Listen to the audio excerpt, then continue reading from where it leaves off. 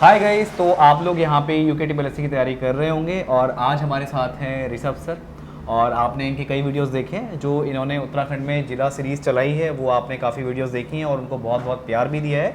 तो आज हमारे साथ ऋषभ सर हैं और आज हम उनसे जानेंगे कुछ उनसे रिलेटेड कि वो किस तरह से बच्चों को टीच करते हैं और किस तरह से पढ़ना चाहिए। ऐसे बहुत सारे ढेरों क्वेश्चंस हैं जो आज हम ऋषभ सर से करने वाले हैं। तो सबसे पहले ऋषभ सर, मैं आपसे पूछना चाहूँगा कि जो हमारे साथ यहाँ पे लोग हैं जो आपको इस समय भी देख रहे हैं, तो सबसे पहले मैं आपसे जानना चाहूँगा आपके बारे में कि आपने जो ये सब्जेक्ट पढ़ना शुरू किया उसके पीछे रीज़न और आपको इसमें क्या अच्छा लगता है और आपने इसी को क्यों चुना। सबसे पहला क्वेश्चन मेरा ये है। तो सर थैंक यू। सबसे पहले तो पढ़ने की जो शुरुआत की थी मैंने इसकी तो इंटरेस्ट के साथ। सबसे पहले तो उत्तराखंड पढ़ने के लिए मेरा मानना ये है कि उत्तराखंड एक पढ़ाई ही नहीं है। इसको मतलब बच्चा उत्तराखंड में अगर रह रहा है तो उसके बारे में बेसिक जानकारियाँ उसको प्राप्त होनी चाहिए कि कौन सी जगह कहाँ है, कौन सा मंदिर कहाँ है। मान लीजिए कोई अपनी फैमिली के साथ कहीं चला जाता है तो उसको एक बेसिक उसको पता होना चाहिए कि ये 13 डिस्ट्रिक्ट है, 13 डिस्ट्रिक्ट में ये पार्ट यहाँ पे है, इसका ये तो सारी जानकारियाँ उसको प्राप्त होंगी। तो उससे मेरा इंटरेस्ट बढ़ा इसको पढ़ाने के लिए। अच्छा सर, एक चीज़ मेरे को भी याद है, शायद मेरी आपसे बात हुई थी पहले, तो आप मुझे कुछ बता रहे थे कि आपको जो ये उत्तराखंड जो पढ़ाते हैं वो आप उन जगह पे होके भी आ चुके हैं। क्या ये सही बात है? सही बात सर, बिल्कुल सर। मैं मतलब मेरा मानना ये है कि पढ़ाने से पहले मैं मतलब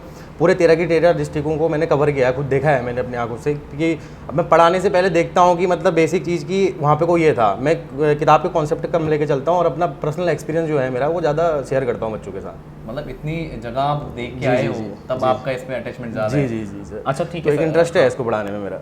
अच्छा thank you sir, thank you so much. तो यहाँ पे जैसे अगर मैं यहाँ पे अपने दर्शकों की बात करूँ कि जैसे वो यूकेटीपीएससी एग्जाम देते हैं तो उत्तराखंड उनको कई एग्जाम में देखने को मिलता है, तो उनको किस अप्रोच के साथ चीज़ों को करना चाहिए, तो उसके बारे में आपका क्या कहना है? तो सर सबसे पहले तो मेरा मानना ये है कि अगर कोई एग्ज़ाम की तैयारी करता है तो सबसे पहले चीज़ तो है कि उसके पास सिलेबस जो उसका होता है उत्तराखंड का वो उसके पास होना चाहिए। सिलेबस अगर आपके पास होगा तो आपको पता होगा कि क्वेश्चन किस तरीके से आएंगे और क्या होंगे। सबसे पहली चीज़। तो दूसरी चीज़ ये कि पढ़ने से पहले अगर वो मान लो किसी चीज़ की तैयारी कर रहा है तो उसको एक बेसिक स्ट्रक्चर उसका पता होना चाहिए। फॉर एग्जांपल ये एक परीक्षा वाणी की बुक है। करेक्ट। ये एक ऐसी बुक है जिससे आपको एक बेसिक तरीके से पता चल जाएगा कि उत्तराखंड में कौन सी चीज़ें कहाँ हैं, किस चीज़ के बारे में आपको बताया जा रहा है। परीक्षा वाणी। तो परीक्षा वाणी को सबसे पहले मैं मानता हूँ कि कोई बच्चा कोचिंग जाता है, कोई तैयारी करता है उत्तराखंड की, तो सबसे पहले मेरे हिसाब से तो उसको पहले परीक्षा वाणी को एक बार कंप्लीट कर लेना चाहिए खुद से। एक बेसिक जानकारी उसको मिल जाए, उसके बाद तो फिर आगे को चलते ही रहेगी खैर इसकी कहानी। करेक्ट। तो ये चीज़ है सर। तो मतलब परीक्षा वाणी आप मतलब कहना चाहेंगे कि ये उससे मतलब बच्चे को पढ़ना चाहिए। अब सर मेरा एक क्वेश्चन ये है, क्या मतलब जो यूकेटीपीएससी के एग्जाम होते हैं तो उसमें कुछ ऐसे कॉमन टॉपिक्स भी हैं जो आपको हर एग्जाम में देखने को मिलेंगे? सर वो तो होता ही है इसमें तो ऐसा है कि मतलब मान लीजिए आप कि 40 नंबर की उत्तराखंड आती है कोई भी यूकेटीपीएससी के एग्जाम में। ठीक हो गया। अब उसमें हम देखते हैं कि जो क्वेश्चन है पुराने, जैसे मान लीजिए जो इससे पहले 10 साल पहले के जो क्वेश्चन कराए गए हैं उसमें से काफ़ी सारे क्वेश्चन ऐसे होते हैं, 2 3 4 क्वेश्चन जो हमें नए एग्जाम में देखने को मिल जाते हैं। अब बच्चे ये सोचते हैं कि जो नए क्वेश्चन है आखिर आए कहाँ से, क्योंकि किताबों में तो मिल नहीं पाते, क्योंकि उत्तराखंड क्या है कि इसकी जानकारी अभी पूरी प्राप्त नहीं है हमें। धीरे धीरे मान लीजिए 2014 में सिलेबस कुछ और था, 14 के बाद बढ़ते गया तो अब क्वेश्चन थोड़े डीप बनते गए क्योंकि जानकारी हमें उसकी प्राप्त होती गई। तो अब बच्चे सोचते हैं कि ये जानकारी इसकी बुक में तो थी नहीं, इसमें तो थी नहीं, वो क्या करते हैं सारी की सारी बुक ले लेते हैं उसकी जानकारी प्राप्त करने। अब मेरा मानना ये है जो पुराने पेपर हैं आपके 10 साल पहले के, उनको देखिए, उनमें से कुछ जो उनके उस टाइम के नए क्वेश्चन हैं वो आपके इस वाले एग्जाम में वो आ सकते हैं, ये संभावना है उनके आने की। ओके। तो ये चीज़ है सर इसमें। तो मतलब हाँ, अगर जैसे आपने कहा कि कुछ कॉमन टॉपिक्स होते हैं तो क्या वो कॉमन टॉपिक्स जो आपको लगता है कि अगर कोई स्टूडेंट यूकेटीपीएससी के एग्जाम की तैयारी कर रहा है, क्योंकि काफ़ी लोग ऐसे हैं जो पर्टिकुलर एक एग्जाम की तैयारी नहीं करते हैं, वो उनने कई फॉर्म भरे होते हैं, तो उसके साथ साथ वो जैसे उत्तराखंड है तो उसमें ऐसे कॉमन टॉपिक उनको क्या लेने चाहिए जो आपको लगता है, जो आपके पॉइंट ऑफ व्यू से इंपॉर्टेंट हो सकते हैं, तो उनमें कुछ आप नाम देखिए स्टार्टिंग से अगर हम बात करें तो इसमें सबसे इंपॉर्टेंट आ जाता है हमारा उत्तराखंड का इतिहास। ओके। उत्तराखंड के इतिहास के बारे में हम जानते हैं तो उसमें हम कुड़िंद, नाग, शक, कुषाण सारे वंश के बारे में हम आपको पढ़ते हैं कुमाऊं में। उसके बाद मोस्ट इंपॉर्टेंट इसमें होता है चंद वंश और पवार वंश, जो आपकी हिस्ट्री को मजबूत बनाएगा। उसके बारे में बेसिक जानकारियाँ और फैक्ट आपको जानना बहुत ज़रूरी है। उसके बाद हम देखते हैं कि इसमें भौगोलिक क्षेत्र हैं, जो यहाँ के भौगोलिक क्षेत्र काफ़ी इंपॉर्टेंट है, उसमें से भी नदी तंत्र हो गया, ग्लेशियर हो गया, ये क्वेश्चन हमेशा आपको हर पेपर में देखने को मिल जाएंगे। और उसके बाद आपका मान लीजिए कि मंदिरों के बारे में और पर्वत हो गए और मंदिर, इन सभी चीज़ों के मालूम बेसिक सी जो चीज़ें हैं, मतलब ये भी जानना बहुत ज़रूरी है इसमें। उत्तराखंड मेरा पढ़ाने का मतलब यही है, मेरा मकसद यही है कि उत्तराखंड बच्चा पढ़े तो उसके मतलब बेसिक समझ में आए चीज़ें। ये नहीं कि मतलब वो पढ़े जा रहा है, रटे जा रहा है, रटने वाली चीज़ें नहीं है मेरे मानने से। इंटरेस्ट लेके अगर इसको कोई बच्चा पढ़ता है तो बहुत अच्छा कर लेगा। इसमें इंटरेस्ट होना चाहिए इसके लिए पढ़ने के लिए कि ये चीज़ें क्या हैं, इसकी स्थापना किसने करी। अब 3 चीज़ें मैं बताना चाहूँगा। कोई भी वनडे एग्जाम की तैयारी करता है तो उसमें सबसे पहले क्वेश्चन जो फैक्चुअल क्वेश्चन होते हैं उसमें आता है जैसे कब, कहाँ और किसने। ये 3 चीज़ें अगर किसी बच्चे ने अगर कर लेता है, ये 3 चीज़ें, तो उसका सारा फैक्ट वहाँ पे वो खत्म हो जाता है। वनडे एग्जाम कोई भी वो निकाल देगा, कब, कहाँ और कैसे, किसने, और जहाँ से उसमें कैसे जुड़ जाएगा, ये आखिर हुआ कैसे, तो वहाँ वो मेंस की तैयारी भी करने लग जाएगा बच्चा। अरे ये मेरा मानना काफी है। आपने बहुत सही चीज बताई कि सर ने बोला यहाँ कब, कहाँ, कैसे, और आपने क्या बोला क्लास में किसने, अगर ये जुड़ जाए, हाँ ये जुड़ जाए तो आप मेंस की भी तैयारी आप वो कर सकते हैं। आप वनडे एग्जाम होगा उसमें या तो आपसे पूछेगा ये कब हुआ था, कहाँ हुआ था और ये किसने किया था। 3 चीज़ें तो ये वनडे एग्जाम में आपकी पूछेगा ही पूछेगा। मेरा मानना ये है कि अगर कोई बच्चा किसी पर्टिकुलर टॉपिक को पढ़ता है तो खुद से क्वेश्चन बनाए उसमें कि ये क्वेश्चन आखिर इसमें कैसे बन सकता है।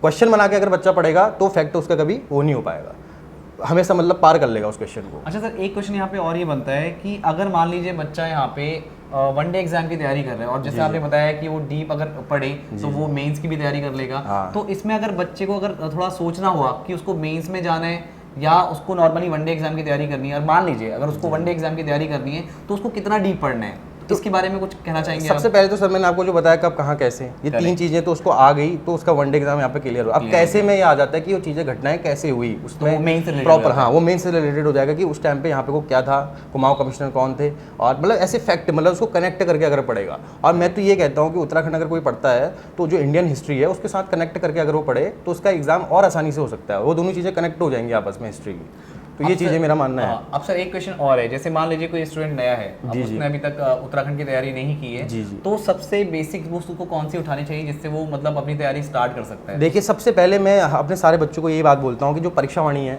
ये एक ऐसी बुक है, मतलब ये रामबाण कह लीजिए आप इसको, मतलब ये मतलब किसी भी बच्चे का जड़ मजबूत कर देगा। समझ रहे हैं आप? तो जड़ मजबूत मीन्स की वो बच्चा एक बेसिक स्ट्रक्चर समझ जाएगा कि उत्तराखंड में क्या है। इसको सिर्फ पढ़ना है, याद नहीं करना है उनको। अच्छा, इसको पढ़िए, 2-3 बार पढ़िए, समझने की कोशिश करिए कि इसमें चल क्या रहा है। बाकी आजकल क्या है कि ऑफलाइन कोर्सेज भी बच्चे ज्वाइन कर रहे हैं, ऑनलाइन कोर्सेज भी हैं हमारे अकेडमी में, और क्या है कि बच्चे और यूट्यूब चैनल से भी पढ़ रहे हैं इन चीज़ों के बारे में। तो एक बेसिक स्ट्रक्चर को पढ़ रहा है बच्चा, कोई नए क्लास में जा रहा है, इंस्टीट्यूट में जा रहा है, अपनी फीस पे कर रहा है, तो मेरा मानना ये है कि उसको अगर परीक्षा वाणी पढ़ के जाता है तो उसके कॉन्सेप्ट और अच्छे से क्लियर हो जाएंगे यहाँ पे वो। अच्छा, तो ये चीज़ें हैं। इसके अलावा सर आप कुछ और बुक सजेस्ट करना चाहिए? देखिए साहब, जिसने ये पढ़ लिए उसके बाद क्या होता है, लोगों के अपने पर्सनल नोट्स होते हैं। अब पर्सनल नोट्स होते हैं तो पर्सनल नोट्स को पढ़ते हैं कि उसमें क्या क्या है। मान लीजिए कोई कोचिंग के नोट्स हैं, कोई अपने ऑनलाइन नोट्स बनाता है, सबका अपना अपना तरीका है नोट्स बनाने का। तो वो नोट्स हो गए उसके सबसे पहले तो। प्लस चीज़ क्या हो जाती है कि इसमें परीक्षा वाणी ऐड कर लेगा। अब क्या होता है इसमें कोर्सेज का कि 40 नंबर की उत्तराखंड आती है आपकी, ठीक हो गया। 40 नंबर की उत्तराखंड में देखा जाएगा जो 20 क्वेश्चन करीब मान लीजिए, मोटा मोटा 20 से 25 क्वेश्चन क्या होंगे कि परीक्षा वाणी जिसने रट ली है, परीक्षा वाणी जिसको पूरा पता है प्रॉपर उसके बारे में, तो वो बच्चा उसमें से निकाल सकता है 20 से 25 क्वेश्चन। उसके बाद क्या होता है कि सारी बुक का एक मिक्सचर बन जाता है। वो आपके कैसे होंगे, जैसे मान लीजिए हमारे नोट्स हैं हमारे अकेडमी में, तो उन नोट्स से उनको इन चीज़ों की जानकारियाँ प्राप्त हो जाएंगी कि बाकी के क्वेश्चन। अब जो टॉपर है उत्तराखंड में, जो टॉप कर रहे हैं बच्चे, अब मैंने बहुत सारे बच्चों को देखा है, कुछ बच्चे अपने भी हैं उसमें, तो उसमें क्या देखा मैंने कि उनकी सबसे पहले परीक्षा वाणी कंप्लीट थी। उसके बाद आजकल जो सबसे ज़्यादा बुक चल रही है उत्तराखंड के अंदर वो चल रही है वन लाइनर, नोट्स पब्लिकेशन की वन लाइनर। तो इस बुक से क्या होता है, अब बच्चे क्या करते हैं, कोई बच्चे की इसको पहले पढ़ लेते हैं, तो उससे उनका क्या होता है कि बेसिक कवर नहीं हो पाता। मैंने क्या कहा था कि कब, कहाँ, कैसे, ये चीज़ें कवर नहीं हो पाएंगी इसमें, लेकिन वो क्या होगा परीक्षा वाणी से आपकी कवर हो जाएंगी, कब, कहाँ, कैसे इससे कवर हो जाएगा। अब उसके बाद जो उसके वन लाइनर क्वेश्चन बनेंगे, जो कहते हैं कि ये क्वेश्चन कहाँ से आ गए, क्या हो गया, तो वो चीज़ें वन लाइनर कवर कर देता है यहाँ पे वो। तो ये 2 बुकें ऐसी हैं मतलब कि उत्तराखंड में आपको कोई भी एग्जाम में सिलेक्शन दे सकती हैं। अब या तो आपने सर बिल्कुल सही बात बताई कि पहले परीक्षा वाणी इसको करनी चाहिए, उसके बाद आपने एक और वन लाइनर में जानी चाहिए। अब आपने सर एक बात की कि बच्चे को यहाँ पे नोट्स भी खुद के बनाते हैं, तो बच्चे को किस तरह से नोट्स बनाने चाहिए या उसमें किस तरह का कोई प्रोसीजर अगर आप कुछ शेयर करना चाहें कि इसको किस चीज़ को ध्यान में रखते नोट्स बनाने चाहिए? तो नोट्स बनाने का तो सबका अपना अपना तरीका होता है, ठीक हो गया। मेरे हिसाब से तो आप कुछ बच्चे क्या करते हैं कि पूरी किताब पकड़ी उन्होंने, नोट्स बनाने के लिए बैठे और पूरी किताब ही लिख देते हैं, कहते हैं छाप दी पूरी उसको, कि तो उससे नहीं हो पाएगा, सीधी सी बात है। अब इतना अब आपको अगर लिखना ही है, वही करना है, तो आप बुक से पढ़ लीजिए, नोट्स बनाने की क्या जरूरत है उसमें। नोट्स मतलब होता है कि बिल्कुल पर्टिकुलर वन लाइनर, कि आपने मान लीजिए कोई टॉपिक को पढ़ा है तो उस पर आपने सिर्फ इतना बता दिया कि कब, कहाँ, कैसे, 3 चीज़ें बस। उसके बाद की सारी जानकारी आपके दिमाग में होनी चाहिए, क्योंकि एग्जाम में तो नोट्स लेके जाएंगे नहीं आप ना, कुछ बुलेट पॉइंट्स। हाँ, तो बुलेट पॉइंट्स जो होंगे आपके, वो आपका मतलब सफलता की मतलब कुंजी कह सकते हैं आप उसको। तो ये चीज़ें हैं सर। तो सर यहाँ पे मतलब जैसे कि आप सभी लोग देख रहे हैं कि सर ने यहाँ पे आपको बताया कि किस तरह से आपको पढ़ना चाहिए और कौन कौन सी बुक आप यहाँ पे देख सकते हैं। तो इसके अलावा भी कोई, इसके अलावा भी बहुत सारी बुक्स आती हैं, ये जैसे मान लीजिए भगवान सिंह धामी जी की बुक्स है जी, और ये स्वतंत्रता संग्राम सेनानी हो गए हमारे उत्तराखंड के, पर्टिकुलर सबके पार्ट है यहाँ पे वो। जी, अब ये मान लीजिए इसमें एक मुख्य है आपकी उत्तराखंड का कुमाऊं का इतिहास, गढ़वाल का इतिहास, इस तरीके की बहुत सारी बुक्स हैं। एक है मान लीजिए अजय रावत, तो अब जैसे मान लीजिए उत्तराखंड का जो राजनीतिक इतिहास है, समग्र इतिहास, वो अजय रावत की बुक से। अब इस बुक का क्या है कि इसको बच्चा, मेरा मानना है जिसके अब समय की बात है, अब मान लीजिए आपका 3 महीने बाद एग्जाम है, तो आप इसको इतने डीपली नहीं पढ़ पाएंगे और समझ भी नहीं पाएंगे। अब आपके पास मान लीजिए थोड़ा समय ज़्यादा है, 6 महीने आपके एग्जाम में होने में, आपकी परीक्षा वाणी ये पर्टिकुलर जो आपके अपने नोट्स हैं, कोचिंग के नोट्स हैं, वो आपके कंप्लीट हो चुके हैं। उसके बाद इन बुकों को, जैसे इतनी बुकें हैं, इनकी हिस्ट्री आप पढ़ सकते हैं। और मेरा मानना तो ये भी है कि पर्टिकुलर 40 नंबर का जो आपका उत्तराखंड का आता है पैटर्न, वो सब इतिहास से ही नहीं आ रहा है। ये पर्टिकुलर बुकें हैं कि इतिहास बता रही हैं हमें, इतिहास के बारे में बता रही है कि उत्तराखंड में क्या क्या हुआ था, किसने किसने कार्य किए थे, तो उनके बारे में बुक्स बता रही हैं। तो उनको भी इतना ना जान के पर्टिकुलर जो पॉइंट होते हैं कि मतलब फैक्ट वाले क्वेश्चन। अब आयोग क्या करता है, मेरा अपना पर्सनल व्यक्तिगत मेरा मानना ये है कि अब क्वेश्चन जो बनते हैं आपके, अब क्वेश्चन कोई बनेंगे तो उससे रिलेटेड क्वेश्चन कुछ और अगले दूसरे एग्जाम में आप देख सकते हैं। वही क्वेश्चन अगर घुमा के पूछा होगा आपसे, उसी के बारे में कुछ दूसरी चीज़, मान लीजिए पहले वाले पेपर में पूछ दिया कि ये चीज़ कहाँ हुई थी, और उसके बाद दूसरे वाले एग्जाम में पूछेगा कि कब हुई थी, तीसरे एग्जाम में पूछेगा तो किसने की थी। तो ये रिलेट करके मतलब अगर पढ़ेंगे तो कोई भी एग्जाम में, मान लीजिए बहुत से सारे बच्चे ऐसे देखे हैं मैंने कि पहले कुछ एग्जाम निकालते हैं तो 3-4 एग्जाम उन्होंने निकाले हुए हैं। तो 3-4 एग्जाम जिन बच्चों ने निकाले हैं तो उनका यही पढ़ने का तरीका होता है कि कब कहाँ कैसे इन तीनों चीज़ों को, क्योंकि आना तो वही है, सिलेबस आपका वही है। अब ऐसा तो है नहीं कि इसमें पर्टिकुलर कि आपका कुछ अलग ही क्वेश्चन आ जाएगा, सिलेबस के अकॉर्डिंग ही क्वेश्चन आने हैं, तो वही पढ़ के उनका सब कुछ यहाँ पे को क्लियर हो जाता है। अच्छा सर, अब एक चीज़ ये बताइए, अब जैसे मान लीजिए अगर यहाँ पे कोई भी स्टूडेंट यहाँ पे तैयारी कर रहा है, अब मान लीजिए उसके पास 2 महीने का टाइम है, 3 महीने का टाइम है या 4 महीने का टाइम है, तो उसकी प्लानिंग क्या होनी चाहिए और किस तरह से उसको तैयारी करनी चाहिए? अब देखिए, प्लानिंग तो सर सबको खुद बनानी पड़ती है पहली चीज़ तो। अब ऐसा तो है नहीं कि कोई आके बता दे कि आपको ऐसा ऐसा करो और आप वही करने लग जाएं। अगर ऐसा होता तो आधा हिंदुस्तान आज नौकरी में होता। तो पहली चीज़ तो सर यही है। अब पर्टिकुलर उसको पढ़ना है तो मैंने वही आपको पता है कि कोचिंग जा रहा है तो परीक्षा वाणी को पढ़े, उसके बाद आपका BS नेगी की वन लाइनर पढ़े। उससे क्या होगा कि आपको जो परीक्षा वाणी में फैक्टर नहीं दिए वो उसमें आपको मिल जाएंगे। अब और उसके पास ज़्यादा टाइम है तो ये वाली बुकें पढ़ सकता है, बड़ी बड़ी सारी समग्र जानकारियाँ उनको प्राप्त हो जाएंगी। तो वही सभी चीज़ें हैं इसमें। और बाकी कंटेंट उसको मिले, जैसे मान लीजिए हमारा ऑनलाइन माध्यम है, उससे उसको कंटेंट मिल जाता है। जो हम यहाँ पे को ऑफलाइन कोर्स से चला रहे हैं उसमें उसको नया कंटेंट मिल जाता है। अब हमारे क्या है कि हमने जो नोट्स हैं ये ऑलरेडी सब पढ़े हुई हैं बुक्स, इसका जो मिक्स है वो हमने इन अपने नोट्स में दिया है कि जो परीक्षा की दृष्टि से महत्वपूर्ण है हमारे लिए। अब ऐसा तो है नहीं कि हम यहाँ पे को कॉपियाँ भरेंगे, बिल्कुल नोट्स बना दिए हमने दबा के और उसके बाद बच्चे उसको पढ़ ही नहीं पा रहे हैं। तो वही है, पर्टिकुलर समझना ज़्यादा ज़रूरी है, मेरा मानना तो ये है इसमें। तो सर एक चीज़ मैं आपसे और जानना चाहूँगा, जैसे आप अपने ऑफलाइन कोर्स के बारे में बता रहे हैं, तो क्या आप अपने स्टूडेंट को बता सकते हैं कि आपका ऑफलाइन कोर्स कहाँ पे और कहाँ पढ़ाते हैं? तो हल्द्वानी में कुसुमखेड़ा जो चौराहा है, उस चौराहे से अगर आप राइट में जाते हैं तो वहीं पर ही हनुमान मंदिर है, उसी चौराहे में हमारा वेदाश्री करके यहाँ पे कोई एक अकेडमी है, तो उसमें जानकारियाँ आपको सब मिल जाएंगी। तो जैसा कि गाइस सर ने आपको बताया कि अगर आप यहाँ पे अगर हल्द्वानी में रहते हैं और ऑफलाइन कोचिंग ज्वाइन करना चाहते हैं तो आप हमारे कोचिंग इंस्टीट्यूट को विजिट कर सकते हैं। और ये हल्द्वानी में कुसुमखेड़ा चौराहे के पास जहाँ पे हनुमान मंदिर है, वहाँ पे ही हमारा कोचिंग सेंटर है, वहाँ आप विजिट कर सकते हैं। अगर आपको और जानकारी चाहिए तो आपको डिस्क्रिप्शन में नंबर दिख रहे होंगे, आप उन नंबर पे कॉल करके हमारे कोचिंग सेंटर को विजिट कर सकते हैं। और एक और चीज़ मैं यहाँ पे ऐड करना चाहूँगा कि अगर आप हमसे ऑनलाइन वे में जुड़ना चाहते हैं तो आपको क्या करना होगा, गूगल प्ले स्टोर से वेदाश्री लर्निंग ऐप को डाउनलोड करना होगा। वहाँ पे आप हमारे डेमो वीडियोस देख सकते हैं। अगर आपको डेमो वीडियोस पसंद आते हैं तो आप उसी ऐप के थ्रू हमारे ऑनलाइन कोर्सेज को भी परचेज कर सकते हैं, राइट। अब सर थोड़ा सा इसी में आगे बढ़ते हैं और यहाँ पे जानते हैं कि अगर कोई एक पर्टिकुलर स्टूडेंट है, कोई भी जो तैयारी करता है, तो अगर वो इन एग्जाम की तैयारी कर रहा है तो उसको कितने घंटे पढ़ना चाहिए? सबसे जो खतरनाक क्वेश्चन बच्चों का रहता है यहाँ पे कि कितने घंटे पढ़ना चाहिए। तो सर मेरा मानना है, व्यक्तिगत मेरा मानना है, देखिए हर इंसान का अपना अपना माइंड होता है, अपना माइंड सेट होता है, उनकी अपनी एक तैयारी होती है। किसी को ऐसा ही बनना है तो किसी को कांस्टेबल का उनका टारगेट है, किसी को IAS निकालना है, किसी को PCS निकालना है, सबका अपना अपना टारगेट है यहाँ पे पढ़ने का। अब मेरा मानना ये है कि बच्चा अगर किसी चीज़ को पढ़ रहा है तो ऐसा नहीं है कि पर्टिकुलर 12 घंटे 8 घंटे इस तरीके से कोई पढ़ाई नहीं हो सकती। आप एक दिन तो 8 घंटे बैठ जाएंगे, एक हफ्ता आप 8 घंटे बैठ जाएंगे, उसके बाद आपका क्या होगा कि धीरे धीरे टाइम कम होते रहेगा। कभी मान लीजिए किसी का कुछ काम हो गया, उसको वहाँ जाना पड़ गया, तो ये बहुत सारी चीज़ें होती है जिससे क्या होता है, भटक जाता है फिर वो बच्चा आगे चल के। तो मेरा पर्टिकुलर मानना ये है कि आपकी जो अपनी क्लासेज हैं, जो आप, ऐसा तो है नहीं कि कोई बच्चा खुद से सेल्फ पढ़ रहा है, वो तो बहुत बढ़िया चीज़ें हैं जो सेल्फ कर रहा है। आप कोई कोचिंग से पढ़ रहे हैं बच्चे, उनका अपनी कोचिंग की क्लासेज होगी, उसके बाद क्या होगा कि उनका पर्टिकुलर जो अपना टाइम पीरियड है, उनका पहली चीज़ तो जो आप पढ़ रहे हैं उसका रिवीजन, मैं अपने सारे बच्चों को यही बात बोलता हूँ कि जो आज आपको पढ़ाया है उसका रिवीजन कर लीजिए। क्योंकि क्या होगा, ये बुक है, ये नोट्स बना रहे हैं आप इस बुक में मान लीजिए, तो आपने इतने तो बना दिए पूरे महीने में, आपने इतने पन्ने भर दिए हैं इसके। अब इसके बाद लास्ट में क्या होगा कि बच्चा समझ ही नहीं पाएगा कि आगे मैंने क्या पढ़ा था, समझ रहे हैं। तो इतनी चीज़ें वो याद नहीं कर पाएगा। तो पर्टिकुलर जो टॉपिक आपका चल रहा है उसका शाम को जाकर रिवीजन, और उससे रिलेटेड कुछ और क्वेश्चन अगर वो उसके अंदर अगर है जानने की जिज्ञासा है तो उसको समझ सकता है, जान सकता है और इनके साथ वो अपनी वो करेगा। अच्छा सर, एक चीज़ मैं इसमें ऐड करना चाहूँगा, जैसे कि ये हम सभी को पता है कि किसी चीज़ को लर्न करना और अगर उसको विजुलाइज करके याद करना, इन दोनों में बहुत डिफरेंस होता है और विजुलाइज करके हम ज़्यादा जल्दी याद कर सकते हैं। जी। तो यहाँ पे अगर मैं बात करूँ उत्तराखंड से रिलेटेड, तो यहाँ पे मैप वगैरह भी हैं। तो मैप को किस तरह से मतलब स्टूडेंट रीड कर सकते हैं और किस तरह उसको मतलब वो चीज़ें करनी चाहिए? देखिए, सबसे पहले तो मैं मानता हूँ कि बच्चे को जब वो उत्तराखंड पढ़ता है तो उसके दिमाग में एक माइंडसेट होना चाहिए कि हाँ, ये उत्तराखंड का मैप है, आयताकार मैप है, इसमें 13 डिस्ट्रिक्ट हैं, 7 गढ़वाल में, 6 कुमाऊं में। अब इसमें पर्टिकुलर कि वो देखेगा कि मान लीजिए कोई मंदिर के क्वेश्चन आते हैं। अब मंदिर के क्वेश्चन हमें बहुत देखने को मिल जाता है। अब देवभूमि है, हजारों मंदिर हैं यहाँ पे।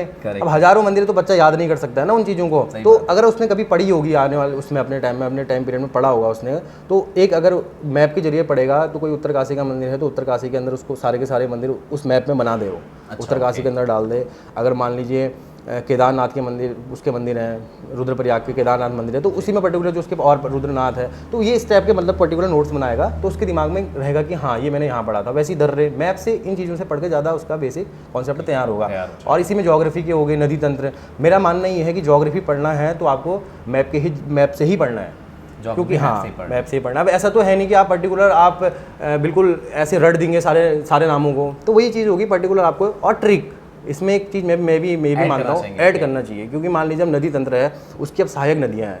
आप कोई नदी तंत्र, मान लीजिए आप गंगा नदी तंत्र पढ़ रहे हैं, यमुना उसके बारे में, यमुना के बारे में पढ़ रहे हैं, काली नदी तंत्र के बारे में पढ़, तो काली पर्टिकुलर हो गया। उसके बाद जितनी भी उसमें नदियाँ मिल रही हैं, तो सीरियल वाइज तो आप याद नहीं कर सकते हैं उनको, क्योंकि कन्फ्यूज हो जाता है आदमी पढ़ते टाइम। अब उसमें क्या करेंगे, ट्रिक बना ले वो अपने तरीके से। और ट्रिक ऐसा नहीं है कि आपको कोई देगा, आपको खुद से बनानी है वो चीज़। ऐसा नहीं है कि मतलब आपने पर्टिकुलर किसी और की ट्रिक को अपना बना लिया। वैसे आपको भी बात तो वही होगी ना, रटना पड़ गया चीज़, तो खुद से अगर आप करेंगे तो ज़्यादा उसमें मतलब आपका वो हो जाएगा। हाँ सर, आपकी एक बात से मुझे वो याद है, जब क्लास 12th में वो पीरियोडिक टेबल होती थी तो लोग ट्रिक खुद से बनाते थे। हाँ, तो वही वाली चीज़ होगी। तो sir finally at the end आप हमारे स्टूडेंट को क्या सजेस्ट करना चाहेंगे, ये मैं आपसे जानना चाहूँगा कि आपने बहुत सारी चीज़ें बताई यहाँ पे। और फाइनली मतलब स्टूडेंट को मोटिवेट किस तरह से रहना है, क्योंकि जब वो पढ़ता है चीज़ों को फिर कहीं कहीं पे डिमोटिवेट भी होता है कि चीज़ें याद नहीं हो रही हैं, तो उस टाइम पे उसको क्या करना चाहिए? देखिए, सबसे पहले तो बच्चे का मैं ये मानता हूँ कि अगर वो किसी चीज़ को पर्टिकुलर उसकी तैयारी कर रहा है तो उसके बाद 3 महीने या 6 महीने का जो भी उसके पास टाइम है, पर्टिकुलर 1 साल का टाइम मान लीजिए, तो ये जर्नी थोड़ी लंबी है, क्योंकि आपको इस पर 3-4 घंटे पर डे के देने ही होते हैं कि कोचिंग होगी आपकी, प्लस अपनी सेल्फ स्टडी होगी, इतना टाइम तो उनको देना ही पड़ता है। तो उसमें पर्टिकुलर वगैरह अपने आप को खुद मोटिवेट करें। और रही बात उसकी कि अपना एक टारगेट होना चाहिए उस बच्चे का। मेरा अपना सेल्फ मानना है कि मान लीजिए कोई बच्चा किसी टॉपिक के बारे में पढ़ रहा है, कोई चैप्टर अगर आज पढ़ रहा है, तो अगर मान लीजिए उसका आधे घंटे में वो चैप्टर क्लियर हो जाता है, उसके बाद अपना घूमे, मजे करे, अपना क्रिकेट खेले, कुछ भी करना है वो कर सकता है। लेकिन अगर वही पर्टिकुलर टॉपिक उसका 12 घंटे में खत्म हो रहा है, तो बंदे के अंदर इतना होना चाहिए कि वो खुद जाके उसको 12 घंटे दे, उसमें बैठे।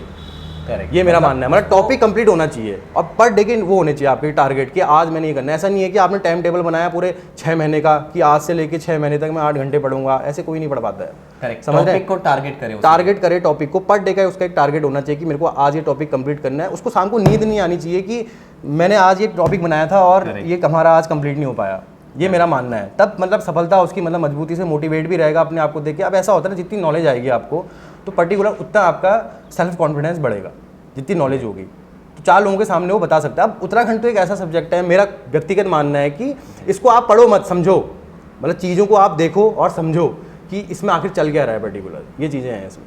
तो उसी इंटरेस्ट से बच्चा अपनी तैयारी को काफ़ी अच्छे वे में कर सकते हैं। बिल्कुल। अगर खाली पढ़ने के पर्पज से करेगा, रटने के पर्पज से, तो चीज़ें नहीं हो पाएंगी। तो नहीं हो पाएंगी। तो गाइज आज आपने इस सब के साथ कुछ चीज़ें यहाँ पे सीखी और आई होप ये चीज़ें आपको काफ़ी हेल्प करने वाली हैं। तो मैंने मैक्सिमम क्वेश्चंस जो आप लोगों के हो सकते हैं वो मैंने यहाँ पे सर से पूछे हैं। और अगर आपको अभी भी लगता है कि कुछ क्वेश्चंस रह गए हैं या इसमें कुछ चीज़ें और भी होती हैं जो शायद मैं सर से नहीं पूछ पाया हूँ, तो आपके पास कमेंट बॉक्स है, आप जितने क्वेश्चन पूछना चाहें उसमें आप पूछ सकते हैं। और अगर आपके जो क्वेश्चंस हैं वो 5 डिफरेंट क्वेश्चन हमको यहाँ पे अगर दिखाई देते हैं तो उनके ऊपर आपको दोबारा से यहाँ पे एक वीडियो दिखेगा, दोबारा से हम सर के साथ बैठे होंगे और उन क्वेश्चन को मैं आपके सामने ही सर से पूछूंगा। तो गाइज कमेंट बॉक्स आपका है, जितने क्वेश्चन आपको पूछने आप पूछ सकते हैं। तो हम मिलते हैं आपसे नेक्स्ट वीडियो में। आज के इस वीडियो में इतना ही।